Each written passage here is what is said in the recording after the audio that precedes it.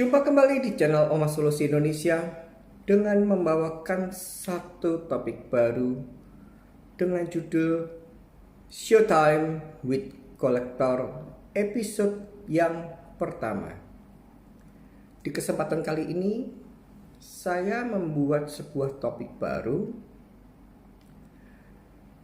dikarenakan banyaknya permintaan dari klien saya yang meminta melalui WA di nomor 08517473 tentang minta contoh ketika saya sedang menghadapi desk call ataupun menghadapi debt call.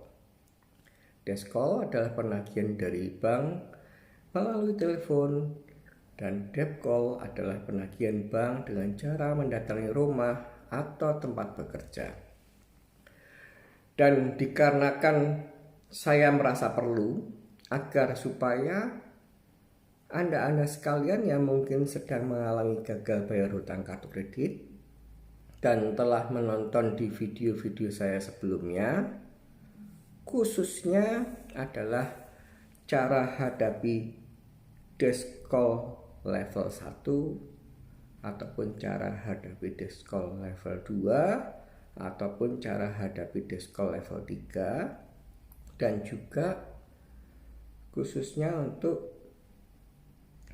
hal yang perlu dipersiapkan ketika hadapi debt call, kemudian simulasi hadapi debt call, dan kemudian adalah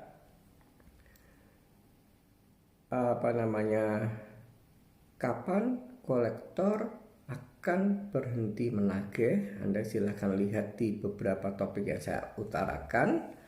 Setelah Anda melihat dari video itu, Anda pastilah ingin mengimplementasikan dalam realnya ketika Anda bertemu dengan desk call ataupun debt call. Jadi saya punya tiga sesi dalam video ini. Yang pertama adalah topik utama, entah itu membahas tentang sebuah topik, katakanlah makna bunga dan denda, atau kapan kolektor mulai malas menagih, itu topik-topik utama. Dan yang kedua adalah topik serba-serbi hadapi kolektor. Topik serba-serbi hadapi kolektor ini saya gunakan untuk sebagai forum menjawab pertanyaan dari Anda sekalian yang mungkin bertanya lewat kolom komentar channel YouTube saya, ataupun pertanyaan yang dikirim ke email omahsolusiindonesia@gmail.com, ataupun pertanyaan yang langsung ke WA di nomor 08517473. Dan satu lagi yang perdana ini adalah merespon keinginan klien untuk meminta contoh cara hadapi desk call ataupun debt call ketika saya berhadapan dengan mereka. Dan saya berikan forum ini adalah Showtime with Collector, dan video ini adalah video episode yang pertama atau yang perdana. Saya akan berbagi atau saya akan tunjukkan pada Anda bagaimana cara hadapi desk call yang terjadi pada tanggal 28 Juni 2021 kisaran pukul 3, dan desk call tersebut mengaku dari Bank HSBC. Akan tetapi sebelum Anda melihat di akhir video nanti, saya akan memberi pembekalan pada Anda.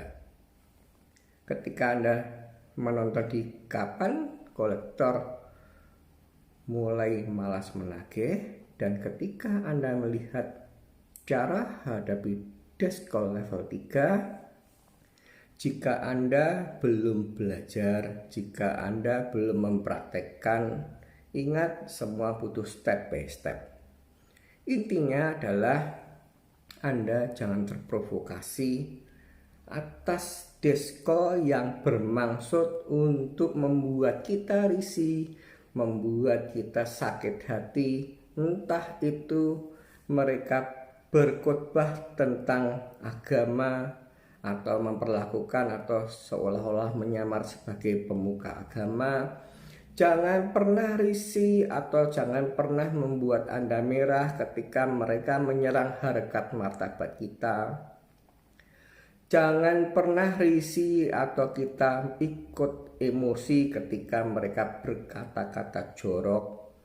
Misalkan omong kosong, anjing kamu, bajingan kamu, miskin kamu, banci kamu. Itu semua tidak perlu diladeni jika mana kalian belum ada jam terbang.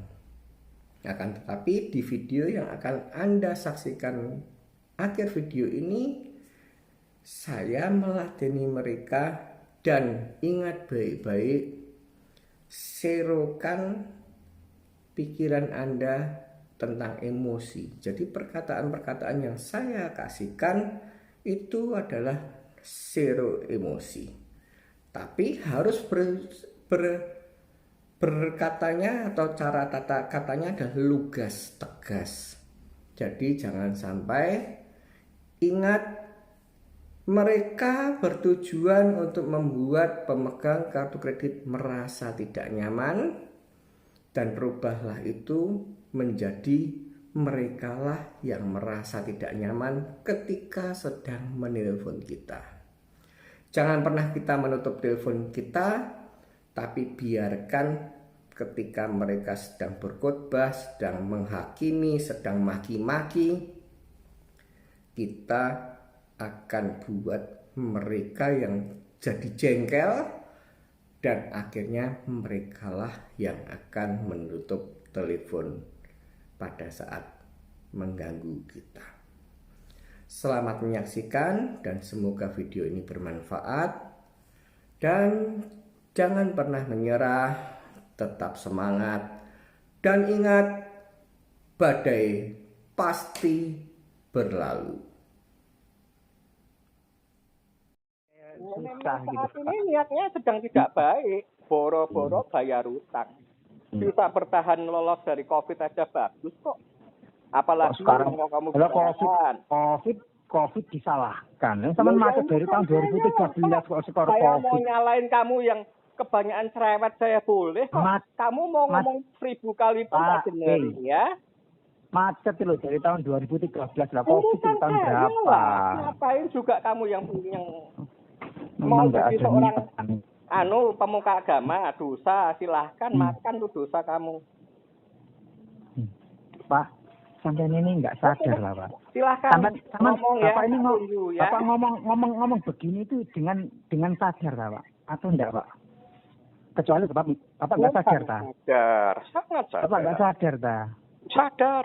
Kamu kan ya harus sadar juga lah. Kamu hanya musuhnya hanya supaya dapat komisi. Kalau kamu cuma ocehan, kamu tuh tidak akan bisa menyelesaikan perkara. Saya tunggu kejadian kamu. Saya enggak perlu ngoceh, Pak. Yang penting teman mau bayar gitu aja sudah kok. Enggak usah saya telepon, enggak apa-apa. Enggak apa-apa. Saya sudah ngomong toh. Maka kalau Anda itu tahu bahasa Indonesia enggak? Saya saat ini belum kepengen bayar, selesai. Kamu mau ngoceh, saya belum kepengen bayar gitu ya Pak ya. Pak Hani Tejo Wahyono, putra dari Ibu Chiu Chainyo, bayar gitu, Pak. Memang kelakuannya seperti ini Pak. Ya memang tidak ada masalah. Ya, kalau dengan namanya sudah identik Pak Chiu Chainyo, nah ini generasinya ini agak susah Pak. Tidak ada masalah. Anda mau berkhotbah seperti masalah harkat martabat, tidak ada gunanya aja, Pak. Nah, generasi seperti sampean ini memang harus dimusnahkan aja, Pak. Siapanya? Ya generasi yang model sampean ini harus dimusnahkan. Ya kalau Anda bisa memusnahkan silakan. Anda kalau mau mengancam saya tunggu. Merusak. Saya akan tunggu kamu. Kamu tuh bisa apa? Memusnahkan itu memangnya kamu tuh apa? Iya. Kalau kocok aja kalau mau musnahkan kayak semut saja. Iya, memang apa namanya sampean ini ya begini nih ruwet orang ini. Ya enggak apa-apa. Enggak ada masalah.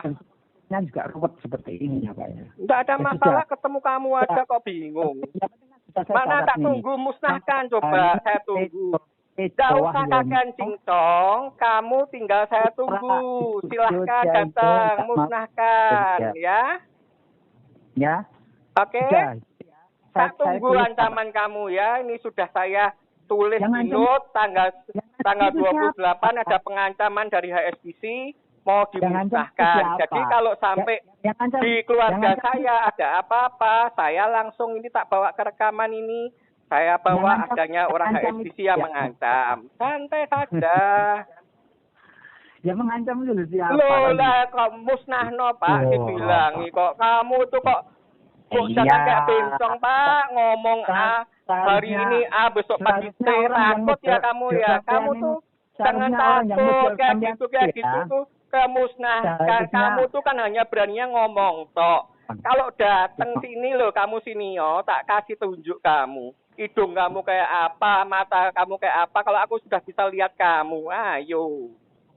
Yang banyak kan ngomong itu muka kamu. Apa-apa kan kamu kan kebanyakan ngomong. Tak tunggu ke sini aja. Sudah enggak bisa bayar banyak ngomong. Loh ya enggak ada masalah toh. Mestinya Pak, enggak ada masalah. Aku enggak bayar apa-apa tuh ya hakku. Aku seneng juga orang kok. Yang berhutang itu. Ini kan kamu ini kan ya tak kasih tahu ya. Kalau kamu mau memusnahkan itu jangan melalui telepon kok. Tapi kamu kesini bawa pedang atau bawa gobang. Nah itu baru menakutkan. Cuman kalau oceh-ocehanmu aja nggak takut aku. Ngoceh terus. Jadi kamu tuh toh tak kasih tunjuk. Kamu datang ke sini. Kamu bawa pedang atau bawa begon dimusnahkan. Nanti siapa yang musnah, siapa yang tidak musnah kita lihat. Wah, ngomong apa sebenarnya? Ngomong apa? Maka itu kamu tuh ngomong, ayo kita ngomongan, tak tunggu. Kamu didengerin ngoceh terus. Didengerin ngoceh terus, kamu juga ngoceh terus kayak menco. Sudah dibilang nggak mau dibayar, kamu juga ngeyel. Kamu kalau mau kuat-kuatan ngoceh sama aku sudah ahlinya ngoceh Pak. Maka dari itu, daripada Anda tuh kayak orang bencong, mau memusnahkan